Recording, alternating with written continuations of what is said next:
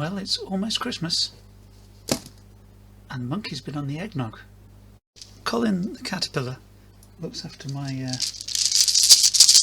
polyhedral dice, as you can hear, but we won't need him today because we're having a look at Epées et Sorcellerie, and that's how I'm going to pronounce it, otherwise known as Swords and Sorcery by Nicolas Dessaux.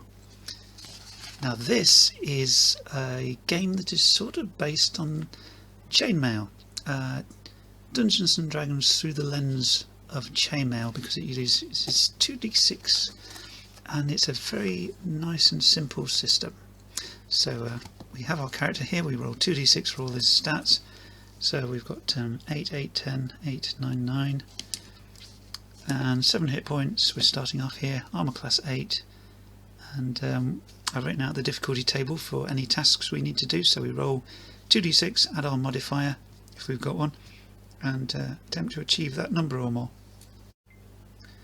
And I'm going to be using some bits and pieces from Quest: A Time of Heroes, because it comes with all sorts of wonderful components and cards and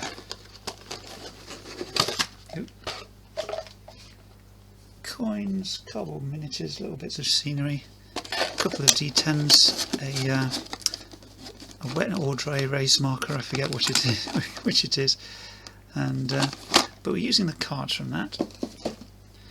The location cards, as I've mentioned on my channel before, are really brilliant, really nice and evocative artwork on them, so we're going to use those to decide what's going on.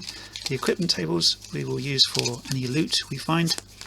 The adventure cards over there are bad things like an ambush or being exhausted or something like that. And the quest item, well, that could be what we're going to end up looking for.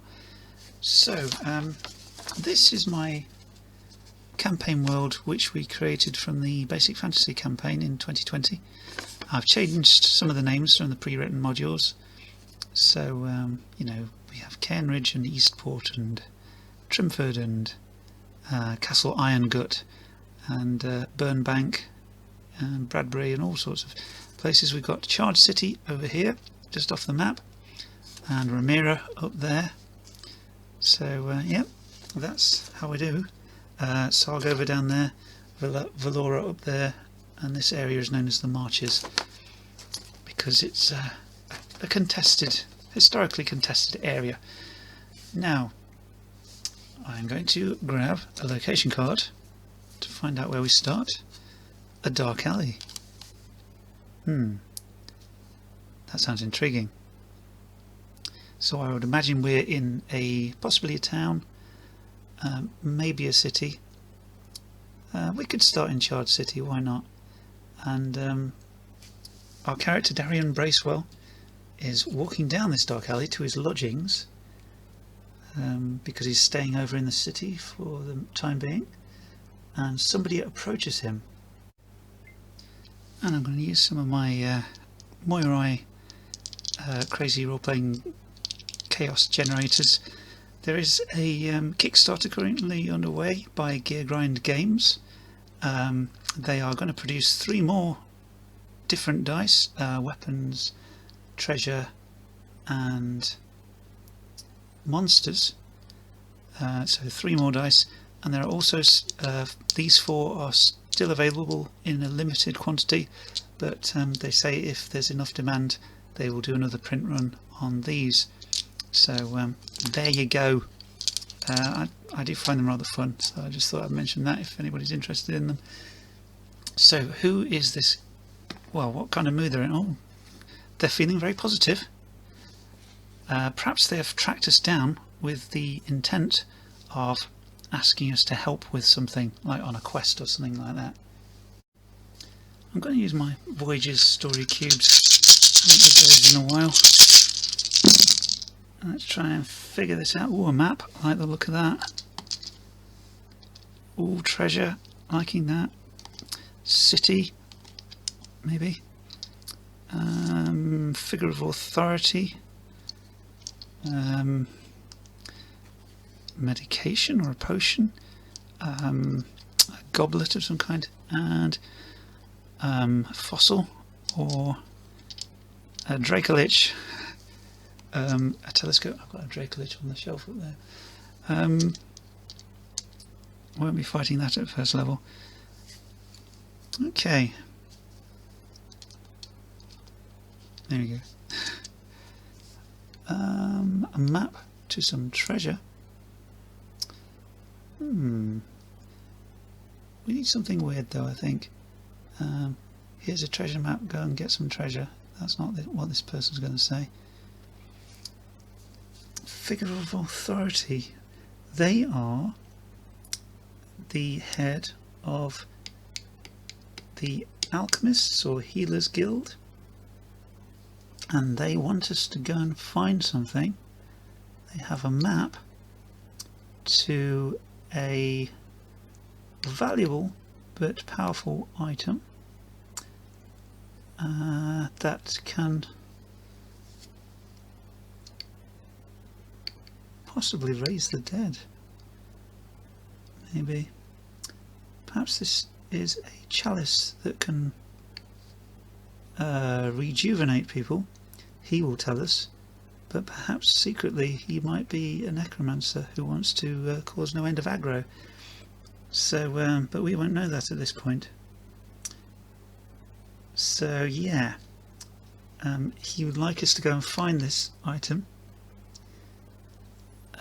He is passing himself off as an altruistic, good-hearted healer who longs to restore people to health who are ill or injured, and he says, I can do that a lot better and against more serious problems and fix them if I could find this chalice. So that's what he's going to send us off to do. Now, is this chalice somewhere in Charred City? No, but it's not far away. Okay, let's grab another location card and see. A tavern. Well, it's not going to be a tavern, is it? So we shall go to our tavern and get a good night's sleep and prepare ourselves for the journey ahead, which is maybe a few miles outside of Charred City. Perhaps heading northwest, maybe. Perhaps it's in. There's a forest here called the Moirai, and so perhaps it's to do with that. Perhaps it's in there somewhere. Now, it is rumoured that the Moirai is where the elves are based. They are very reclusive in this world, so you don't see many of them about, but they are rumoured to have their base there, or at least a portal to where they actually live. So I'll just draw another one. Oh, that's equipment, sorry. Another location. Townhouse. So perhaps it is. This item is buried in a lost village in the Moirai, which has been abandoned, and this healer thinks that it's there, perhaps in the ruins of the basement or something like that. So we're going to get our act together and then head off to the Moirai. Now, as we set out the next day, leaving on the road to Tarmforth and then heading north towards the forest, the Moirai, do we encounter anything on this? Hey, I'll tell you what. Oh, it's a bright sunny morning. Good. So as we head into the more overgrown sort of land in the wilderness, following this map along these ancient tracks, do we come across anything? Yes, but I think it might be that but just makes me think it's possibly a dangerous monster. So yeah, let's roll one of these and see. Okay, it's something. I am going to use my d20 actually, because there's an encounter table in here, a level 1 chart. 7, that is a kobold. There is a happy kobold. Well, we know who that is, don't we? Well, the only happy kobold we know is Meepo. Now, what he would be doing here, I don't know. Perhaps he's visiting the elves, or has visited them. So, Meepo, the kobold, otherwise known as Steadfast Gnome Friend, is here, and one thing I quite like when dealing with NPC motivations are the Story Cube's actions set. Let's have a look about what Meepo might be here for. Okay, he's not catching butterflies, is he?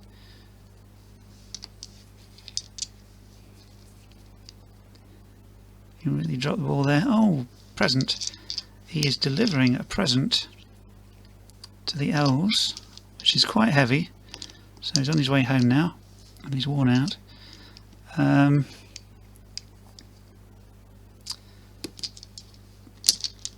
But he's seen something. I think he's seen someone digging, and perhaps it's at the old mansion where Darian is going.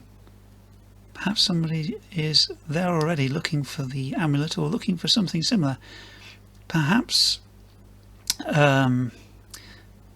maybe this person, thinking out of Darian's character, is trying to foil the plan of the secret necromancer who has employed us to find it. So that's maybe what Meepo's seen when he's come back from delivering something to the elves. So yeah, as he chats to us, he'll just mention that he saw something very strange at an old abandoned mansion, or the ruins thereof. Somebody digging and rooting about. You know, didn't seem to be up to anything horrendous. Perhaps they were just, you know, having a look. But, you know, just a bit odd. So Meepo's mentioned that, and as we're interested in that mansion, then it's very important to us, because somebody is already there, possibly looking for the amulet, sorry, the chalice we're looking for.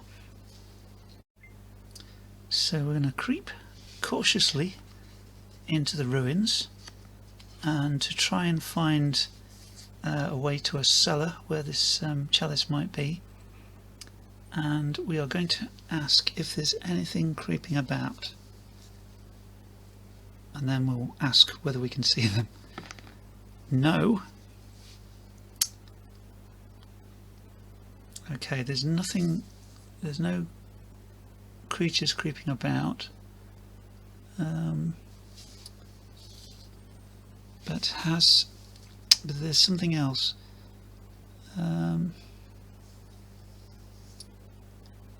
Perhaps there's an item. So if we search around, we might be able to find an item. So I'll call it a moderate check, and see how we get on. We get +1 to our wisdom, and we need a 7. Whoa, okay. I just mentioned that there is a reaction table in the book, but I'm just using the silly dice for funsies at the moment. So we managed to find an item, so let's have a look at what it is. A potion of healing, excellent. Regain 3 vitality points, well, we'll call that hit points, so we'll take that with us. A rather dusty old bottle, but a potion of healing nonetheless. So now we will continue and find our way into the cellar, which we're obviously going to do, because otherwise this adventure will come to a complete halt, so I won't start rolling dice about things like that. Now as we creep around the approach to these, well, as we make our way through this grotty cellar, I'm sure there's some kind of creature that's going to be lurking about, so I shall roll on our chart here, see what we get. No, it only goes up to 17. 4. That is a gnome. Well, I'm thinking that's not going to be Chumley. It's somebody else. So we're meeting friendly creatures. This makes sense. This would be the person who was digging to try to find the amulet, chalice even, because he knows that the person looking for it is actually a necromancer. So that's what he's doing. I think he's Dimble Short Strides. This one, I could be wrong. So yeah, we're gonna have to talk to him about this. We will say, well, we'll see that he's got a shovel because he's been digging, and we'll say we saw a kobold, friendly chap, and he said he'd seen somebody digging around here. You know, just curious. What's with that? Can I help? What are you looking for exactly? And he's going to be suspicious a little bit because we're being slightly cagey because we've been told to find this item. He might also be looking for the same item, and I think he will tell us that an evil necromancer is trying to find something in this, or is interested in an item that's supposed to be hidden in this cellar, but I am going to find it first to stop his nefarious plans. And what's our intelligence? Just as a vague guide, 8, slightly above average in this game. 7 is average, we are a tiny bit above. We all say, okay, could you describe this necromancer? And then obviously the penny will drop that the healer who sent us on this mission is no healer at all. He is going to use this chalice to raise the dead. So at the end of our basic fantasy campaign, the players were fighting against a demi-lich kind of character. So perhaps it's him or one of his associates. There was something called the Bloodstone Brotherhood. I'm just throwing up loads of background which we went through. They were in a league of necromancers, so it could be one of those. So yeah, let's say it's one of those who is actually the healer. So we will say, well, okay, we need to deal with this. We need to find it, and we need to stop this necromancer from doing whatever he's trying to do. So we will head off with Dimble and try and help him find the chalice. Now surely in this large chamber there must be something we can test our metal against. 18? No, it only goes up to 17. 16. Yellow mould. Okay. So this yellow mould is covering this passage because I think it is working with something else. So as we avoid it to get away from its explosive spores potentially, we will make our way around here and find the creature that it is working with in order to funnel people through this passage here. So I'm going to roll the dice again and see a snake. Now in this game combat happens simultaneously, so initiative doesn't really matter. We will say to Dimble, get behind me, I shall take this foul beast on, and I launch in with my broadsword. I'm trying to get, I get +1 to attack, and I'm trying to get 7 for his armor class. Yes, I hit, d6 damage, 2 damage. I hack into the side of this snake as it tries to get me. Go.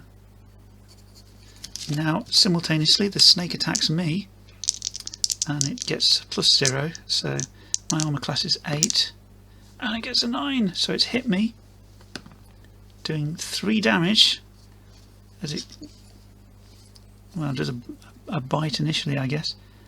3 damage, I'm down to 4, and then it will try to constrict me for 1d6 damage per round. So I think Dimble is going to leap to my help as it gets its coils around. So Dimble will attack, he gets +0, aiming for a 7, and he misses. So his short sword or whatever it is just bounces off the snake's scales. He doesn't get enough welly on it, and yeah, we're in a world of trouble now. I will try and attack again. 7, 8, that is enough as I'm being constricted. 3 damage. I kill the snake, but it does 5 damage on me. It takes me down to -1 for the moment.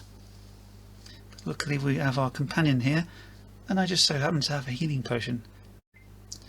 So if we read the rules as written, the amount of reaching 0 hit points causes unconsciousness. If a character loses more hit points, he immediately dies. If not treated after battle, he must make a saving throw to regain consciousness, or die if it fails. Okay, so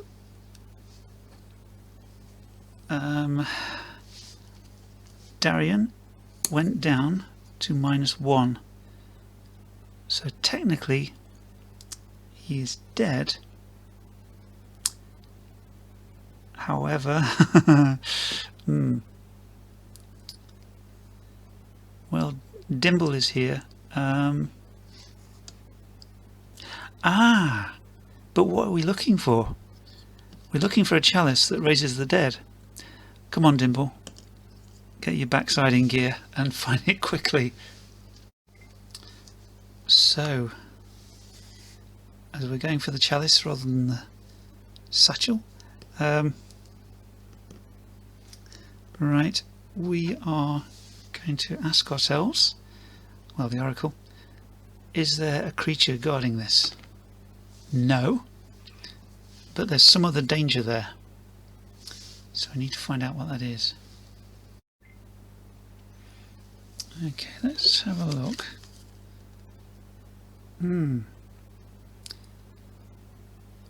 I think there's some kind of gas cloud, perhaps something related to like the yellow mould that sort of causes the air to really exhaust people and almost put them to sleep. I mean, there's a few bones around here, so I think if